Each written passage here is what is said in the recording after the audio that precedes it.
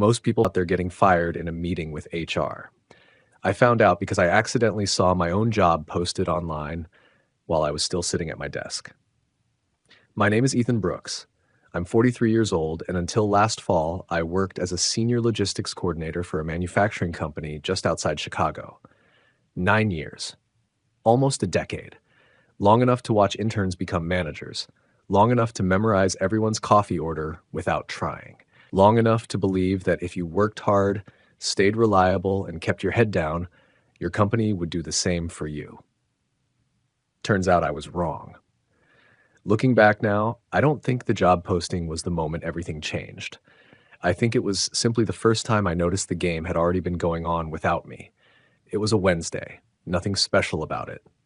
The kind of gray Midwest morning where the sky looks like wet concrete and everyone walks into the office carrying the same oversized travel mug. I got in around 7:15, earlier than most.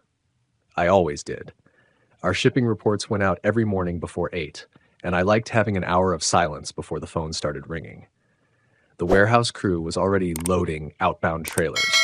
Forklifts beeped outside my office window. Dispatch radios crackled every few seconds. It sounded like every other workday I'd lived for almost 9 years. At 9:30, my manager, Brian Keller, stopped by my desk. Brian was one of those managers who believed smiling counted as leadership. Always upbeat, always positive, always ending conversations with, "Appreciate everything you do, Ethan." That morning wasn't any different. He leaned against my cubicle wall holding his coffee. "Client loved yesterday's recovery plan," he said. "Nice work." I thanked him. He patted the divider twice. "You've been carrying this department lately." Funny how those words sound completely different after you know the ending. Around noon, I grabbed lunch from the cafeteria. Turkey sandwich, bag of chips, same thing I'd eaten every Wednesday for probably 3 years. I sat outside because the weather had finally warmed up enough to pretend winter was over. While scrolling through LinkedIn, I noticed a message from a recruiter. Normally, I ignored them. Recruiters message logistics people constantly. Better pay, better commute, remote opportunities that somehow always turn out to be 3 days in the office. Nothing new. This message looked ordinary until I opened it. "Hi, Ethan. I noticed your experience managing transportation operations and thought you'd be a great fit for this position." Below it was a job listing. I almost closed it. Then I noticed the title, Senior Logistics Coordinator. Exactly my title. That wasn't strange by itself. Thousands of companies use that title. Then I saw the responsibilities. Coordinate outbound freight, manage carrier performance, maintain ERP inventory accuracy, lead weekly client logistics meetings. Every bullet point looked familiar. Too familiar. I frowned. Then I saw the company logo. My company. I refreshed the page, closed LinkedIn, opened it again, refreshed again. Surely it was an old listing. Maybe HR forgot to remove something. Maybe another branch, maybe another state. Except the location matched, the building matched, the department matched. Even the salary range looked almost identical to what I was making. My stomach dropped. Not dramatically, just enough to make the sandwich suddenly taste like cardboard. I looked around the break area. People laughed. Someone argued about fantasy football. A microwave beeped. Nobody looked nervous. Nobody looked guilty. Everyone acted like it was just another Wednesday. Maybe it was. Maybe I was the only person who didn't know what was happening. I copied the job link into a private note before it disappeared. Then I went back upstairs and finished my afternoon exactly the way I always did. Answered emails, reviewed freight invoices, solved a shipment delay in Indianapolis, joined a Teams meeting with one of our largest customers. If anyone had watched me, they would have seen the same calm employee they'd seen for years. Inside, every sentence Brian had said that morning replayed in my head. "You've been carrying this department lately." Why compliment someone right before replacing them? That night, I didn't tell my wife. Emily teaches 4th grade. She worries enough already. If there was a logical explanation, I wanted to find it first. So instead, after dinner, I opened my laptop. The listing was still there, posted 3 hours earlier. The posting wasn't forgotten. It was brand new. I barely slept. The next morning, I got to work even earlier. Not because I wanted to impress anyone, because I wanted to observe. That's when I started noticing things I'd ignored for weeks, maybe months. Brian had been having short meetings with HR every Tuesday morning. I remembered because he always borrowed conference room C. I used to assume they were budget meetings. Maybe they weren't. Our IT manager had recently asked everyone to confirm their software permissions. Mine had quietly been downgraded. Thought it was a system update. Maybe it wasn't. A large client I'd personally managed for 6 years had suddenly been reassigned. Brian called it balancing workloads. I hadn't questioned it. Now I wondered why balancing always seemed to mean taking work away from me. Little things, tiny things, each one meaningless on its own. Together, they painted a picture I couldn't stop seeing. For the next week, I said nothing. Not to Brian, not to HR, not even to Emily. Instead, I watched. One afternoon, I walked past conference room B and saw a young guy I'd never met sitting with Brian. Late 20s, navy blazer, leather portfolio. They stopped talking the second I walked by. Brian smiled a little too quickly. "Ethan," he called. "You remember Jason?" I didn't. Jason stood up and shook my hand. "Nice meeting you." Brian jumped in before either of us said anything else. "Jason's interviewing for another department. Maybe he was, maybe he wasn't." But when I walked away, I glanced through the conference room window. Brian had opened a document on the screen. I couldn't read the words, but I recognized the layout instantly. It was our department's weekly operations dashboard, the one only I updated. That evening, for the first time in 9 years, I updated my resume. Not because I wanted another job, because I finally accepted something I'd been refusing to believe. Someone else was already interviewing for mine. Within 3 days, recruiters I'd ignored for years suddenly became interesting. One company responded almost immediately. Mid-sized medical equipment manufacturer, better salary, smaller team, less overtime, closer to home. I interviewed during my lunch break from my truck in the parking garage. Nobody noticed, or maybe they did. By the second interview, I was strangely calm because something unexpected had happened. I stopped worrying about saving my position. I started asking myself a different question. If they were willing to replace 9 years of loyalty without even talking to me, why was I still trying to earn their approval? That question changed everything. The final interview happened on a Friday morning. Brian stopped by my desk afterward. "Quick reminder," he said. "We'll have a department meeting in a couple weeks. Nothing major." He smiled. That same smile, the one I'd trusted for years. I smiled back. "Sounds good." Then I checked my phone. There was a new email waiting. Subject: employment offer. I stared at it for almost a full minute before opening it. Base salary, 18% higher, annual bonus, better health insurance, 3 weeks vacation from day one. I read it twice, then a third time. For the first time in almost 2 weeks, I felt my shoulders relax. I accepted the offer that evening. No celebration, no dramatic speech. Emily hugged me in the kitchen and simply said, "I had a feeling something wasn't right." 3 days later, HR sent me an Outlook invitation. Subject: quick check-in. Attendees: Brian Keller, Melissa from Human Resources, 30 minutes, conference room C. I looked at the calendar invite for several seconds. Then I smiled, because by then, I already knew exactly what they were going to say. Sent me an Outlook invitation. Subject: quick check-in. Attendees: Brian Keller, Melissa from Human Resources, 30 minutes, conference room C. I looked at the calendar invite for several seconds. Then I smiled, because by then, I already knew exactly what they were going to say. The Outlook in arrived at 9:14 on a Tuesday morning. Subject: quick check-in, 30 minutes, conference room C, Brian Keller, Melissa from Human Resources, no agenda, no explanation. I stared at it for a few seconds before clicking accept. Then I closed Outlook and went back to work, not because I was pretending nothing was happening, because there was nothing left to figure out. 3 nights earlier, I'd already signed the offer letter from MedCore Medical Systems. Emily and I had celebrated with takeout pizza and cheap wine. Nothing extravagant, just relief. 9 years at one company teaches you something most career coaches never mention. Sometimes the hardest part isn't leaving. It's accepting that they already left you first. Conference room C looked exactly the same as always. Same gray carpet, same scratched conference table, same motivational poster about teamwork hanging crooked on the wall. Melissa from HR smiled as I walked in, the kind of smile HR professionals practice in mirrors, warm enough to seem sincere, careful enough to reveal absolutely nothing. Brian wouldn't look me in the eye. That told me everything. Ethan, Melissa began, thank you for meeting with us. I nodded. She slid a folder across the table.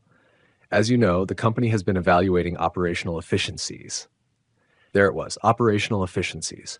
Corporate language has an incredible ability to remove human beings from human situations. Nobody gets fired anymore. Positions are eliminated. Nobody loses their livelihood. Organizations realign. Nobody gets replaced. Business needs evolve. Melissa continued reading from the... Nobody loses their livelihood. Organizations realign. Nobody gets replaced. Business needs evolve. Melissa continued reading from the prepared script. After careful consideration, we've decided to eliminate your current position. I waited. There was supposed to be another sentence. Something like, this wasn't about your performance. Instead, Brian finally spoke. You've done good work here. Done. Past tense. Good work. Not great. Not exceptional. Not the person he'd called the backbone of the department 2 weeks earlier. Just good. I almost laughed. Instead, I opened the folder. Severance. 3 weeks. Unused vacation payout. Health insurance through the end of the month. I'd seen worse. I'd also seen companies treat people much better. Melissa explained my benefits. Brian stared at the table. When she finished, the room became quiet. She looked at me. Do you have any questions? Just one. Both of them looked up. Has my replacement accepted the offer yet? Brian blinked. Melissa froze for maybe half a second. Then Brian cleared his throat. We're restructuring responsibilities. I smiled. Of course. I signed every page without reading another word. Melissa actually looked surprised. I appreciate how professionally you're handling this. I looked at her. What would arguing accomplish? Nobody answered, because everyone in that room already knew. Nothing. I stood up, shook Melissa's hand, then Brian's. His handshake felt strangely weak. I'm genuinely grateful for the opportunities, I said, and I hope everything works out. That confused him more than if I'd yelled. People expect anger. They don't know what to do with peace. I packed 9 years into a single cardboard box, a framed picture of Emily, a coffee mug with a faded Cubs logo, 2 notebooks, a desk plant that somehow refused to die. As I walked through the office, people started noticing. Vacation? Someone asked. No, I said. My last day. The room became quiet. Nobody had known. Apparently the company hadn't told anyone. A few coworkers hugged me. A few looked angry. Most just looked uncomfortable, like they'd suddenly realized loyalty wasn't as valuable as they'd believed. When I reached the front door, Brian caught up with me. Ethan? I turned. I really hope there's no hard feelings. I thought about answering. Instead, I smiled. I'll be fine. Then I walked out. That was the last time I entered that building as an employee. My first week at Medcore felt almost suspiciously normal. People introduced themselves. My manager actually listened when I spoke. When I suggested changing part of the shipping schedule, nobody said, we've always done it this way. Instead, they asked, what do you need? It took me almost a month to stop waiting for someone to disappoint me. Emily noticed before I did. You smile more, she said one evening. I hadn't realized. She was right. For years, I'd been bringing work home without physically bringing work home. Now, when I left the office, I actually left the office. About 2 months later, I ran into an old coworker at a grocery store, Mark, warehouse supervisor. Good guy. He looked exhausted. Man, I'm glad you got out. What happened? He laughed. You happened. Apparently Jason, the young guy I'd seen interviewing, had taken over most of my responsibilities. On paper, he looked qualified. MBA, strong resume, excellent interview. The problem wasn't intelligence. It was experience. Logistics isn't just spreadsheets. It's relationships. It's remembering which carrier always answers after 6, which warehouse manager hates phone calls, which customer needs updates every Thursday, whether anything changed or not. Those things never appear in a job description, but they're the reason shipments arrive on time. Jason knew the software. He didn't know the people. Within weeks, small mistakes became bigger ones. Nothing catastrophic, just enough. A delayed truck here, an incorrect inventory count there, a customer waiting 2 extra days for an answer because nobody realized they'd always called me directly instead of customer service. Individually, they weren't disasters. Together, they slowly damaged trust. Around Thanksgiving, another former coworker called. You hear about Apex? Apex Manufacturing had been our biggest client, nearly 15% of annual revenue. No. They signed with another logistics provider. I didn't celebrate. Honestly, I felt sad. I knew the people who still worked there. They weren't bad employees. They were paying for decisions they never made. Winter came. Life moved on. Emily and I finally took the vacation we'd postponed for 4 straight years. Nothing fancy. A cabin in northern Michigan. No laptop, no emails, no emergency phone calls asking where a shipment was. One night we sat outside watching snowfall over the frozen lake. Emily looked at me. You know, I got my husband back. That sentence stayed with me because she was right. Somewhere along the way, I'd confused being indispensable with being successful. They aren't the same thing. Not even close. 6 months after I left, my phone rang. Brian Keller. I almost didn't answer. Almost. Ethan? His voice sounded different, quieter, less certain. Hi, Brian. How've you been? Doing well. A few seconds passed. Then he sighed. I'll just say it. We made a mistake. I didn't interrupt. The transition didn't the way we expected. Another pause. We'd like to talk about bringing you back. He mentioned a higher salary, a signing bonus, more vacation, even a management title. 6 months earlier, those words would have meant everything to me. Now, they felt strangely small. I thanked him, honestly, because I appreciated that making the call probably wasn't easy. Then I said something I'd rehearsed without realizing it. Brian, I'm not leaving a company that respects me to return to one that only values me after I'm gone. Silence.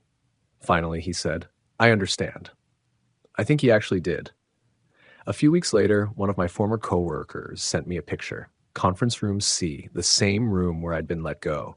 The motivational poster was still hanging crooked. Someone had written on the whiteboard, employee retention meeting.